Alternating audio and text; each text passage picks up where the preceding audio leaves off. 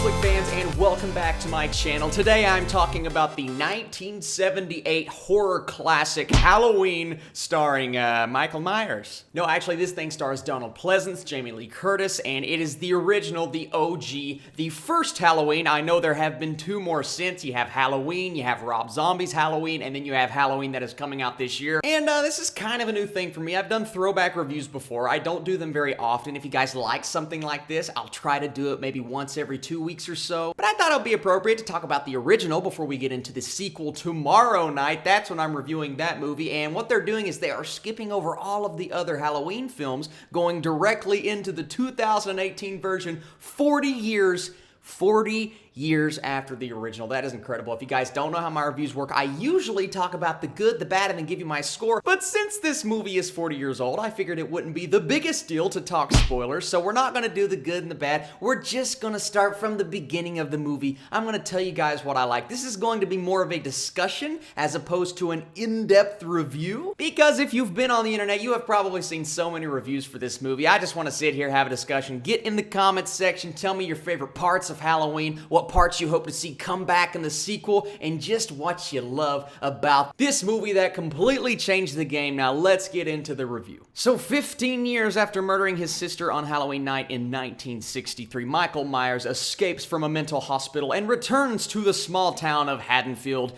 to kill again. And this movie started out on the right note. You get that POV shot from Michael's perspective, watching how he goes about killing his sister, and then he walks out of the house, this little kid committing this murder, and that was the beginning of Michael Myers. My goodness, I forgot how well this movie started off. That first scene, it gets you invested, it's intense, it builds tension, it is executed almost perfectly by John Carpenter, who is the director of this movie. He did the score, he did the directing, he did the writing, he did everything you could possibly imagine, bringing us one of the greatest and most classic horror movies of all time. So this is my first time rewatching this movie in a while. I rewatched Friday the 13th a couple months ago, and then about a year ago I rewatched Nightmare on Elm Street, but for some reason Halloween just hasn't been one that I went back and revisited. But rewatching it again, out of all three of those, and this used to be a different answer, I think Halloween might be my favorite just because the execution is the best that I have seen from a movie from that time period. So I talked about the first scene. I think everything about it is fantastic. I don't think the acting is the best when she is getting murdered. Okay, you can kind of shove that to the side because we get a lot of that in the OG horror films, but it is one of the first ones. And that's one of the things that you can say about Halloween is when you go back and watch it, you will 100% say, oh, I have seen this before. And if it's your first time watching the 1978 Halloween movie, you will 100% say that because you have seen these things before. The thing is,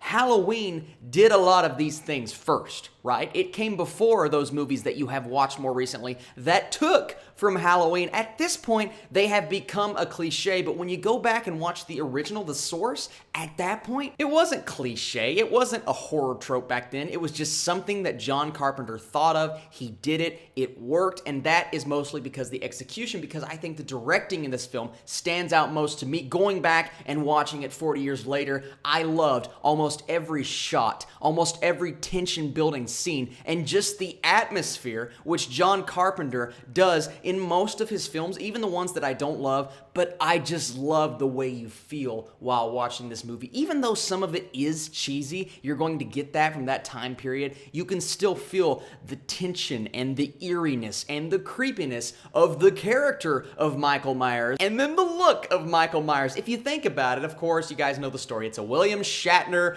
prosthetic mask. It looks like his face. It's cheesy. You're looking at it in real life, you're probably thinking, well, that wouldn't be scary. But in this movie, he makes it look and feel scarier than almost any demon or creature that you have ever seen in a film, and that's all about how he handled this character, making Michael Myers basically one of the biggest horror icons of all time. And while it is cheesy, the other movies that I mentioned, I believe it's less cheesy than those films just because of the sense of dread that you get from this character, this human character established in the first one. The other ones, I know they've taken another direction, but they're not canon anymore, so. But every time that score kicks in, one of the best, and I realize now why it is one of the best horror, iconic, just incredible pieces of composition ever to be on screen because of the simplicity of the way it builds that tension, and then every time you see Michael Myers or every time that piano starts to kick in, you know that Michael Myers is going to be on screen. It's that vice versa effect. When one comes on, you know the other one's close. When the music comes, you know Michael Myers is close. I love how you get that from the first 30, 45 minutes of this movie, and then the more you watch it, the more you're like, all right, I'm waiting for that piano, or I'm waiting for Michael, and then you know the other one's following close, and that is the brilliance of this film. And the whole time you're watching this, you're just like, okay, what is Michael up to? Now, you know Laurie comes in, she does her thing, and he kind of focuses on her. He is going after her, in a sense, throughout the entire film. The creepiest scene to me within the first 45 minutes was when Michael was following the little boy right after the bullies. You know, the bullies got to come in there somewhere. They're taking care of the kid, and then Michael just gets in the car. He drives up, and he's slowly following this little boy. First of all, the way that was shot was beautiful. I love the camera work in this movie. I think it is iconic. But then just the eeriness of the fact that he's following this little boy. First of all, that would be weird no matter who you are. But you have the guy in the creepy mask doing it, and it makes it that much weirder. But the thing that bothers me about movies like this, and this still happens today, obviously they haven't learned from their mistakes, but the fact that everybody is in high school, they look like they're like 30 years old. And I can't sit here and watch this, take this seriously, because I'm just sitting here like, all right, they look so old. When I'm looking down at high school kids today, I think of my brother who is now in college, just graduated high school. His grade, they all look like tiny children, and they're seniors in high school. These people look like they have day jobs. I just can't get past that. It's not realistic. It takes me out. I know it shouldn't be a big deal to me, but, you know, we're just talking here. There's future movies. Take a note from movies like 8th Grade or Spider-Man Homecoming.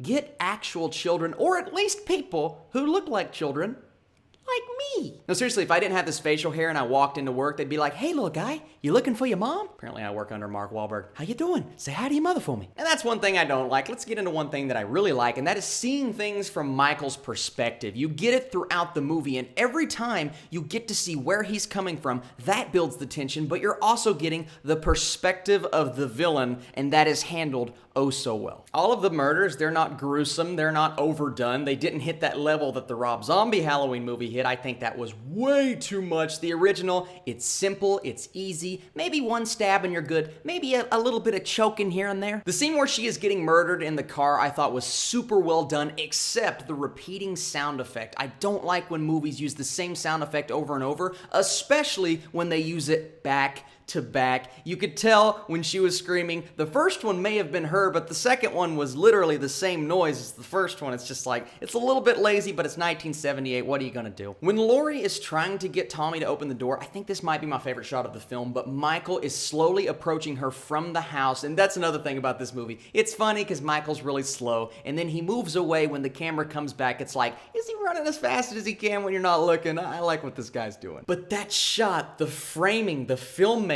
the way that built the suspense, it's all so perfect. She gets in the house, she slams the door. I'm like, that scene makes this movie what it is today just because of the craft and the way it was handled and the way that you feel while watching it, because you're sitting there, you know, some of the dialogue, it's very of its time, but then you get to those iconic scenes, you're sitting there, you're gripping your seat, you're waiting to see what happens next. Even if you have seen the movie like I have, it was still incredible to rewatch all of these years later. I think that scene when he's standing behind the clotheslines, I thought that was really good, and then the shot of him raising up in the background. We see it in the trailer of the new one, but the original, when she's in the foreground and he's in the background, he's kind of faded out and it is focused on her face.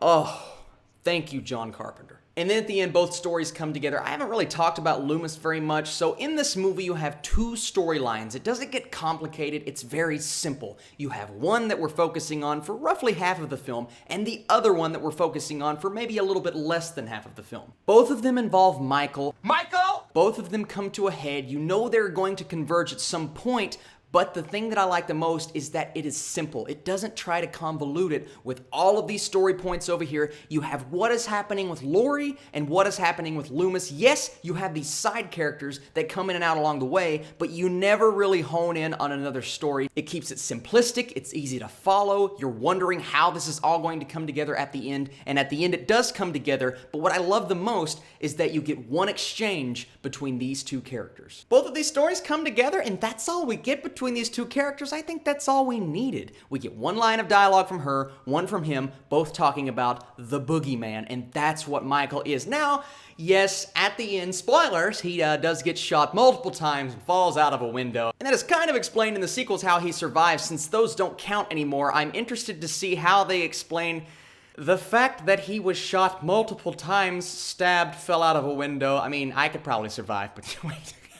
No, I couldn't. But at that point, all we knew is that he was Michael Myers. We didn't know why or how, but it worked for the story. It worked. I think the ending is so well done. I love the way the two storylines come together, and all you hear at the end is that iconic breathing. The breathing that you get throughout the entire movie. I'm getting chills just thinking about how well it was handled, guys, and even the more I talk about this movie. So at the beginning of this review, I had a score in my head. I was going to account in some of the issues that I have, that certain things are very dated, and the use of sound effects and blah, blah, blah. But the more I talk about how well this film is handled, the higher my score has went since I started. We're going to get into that right now. I am going to give Halloween from 1978 an 88%, which is higher than what I started 15 minutes ago. And I think it's an appropriate score for a movie like this. And when you're talking about Friday the 13th and Nightmare on Elm Street, I think Halloween, I'll say it might stand above those things. And rewatching it kind of cemented that in my head. But that's just me rewatching a movie that I haven't watched in 5 years. What did you guys think of Halloween? Did you like it? Did you not like it? Do you think it's overrated? Do you think the new movie is going to be good? Thank you so much for watching this video. This is a throwback review. This has been something that I've been planning for a long time.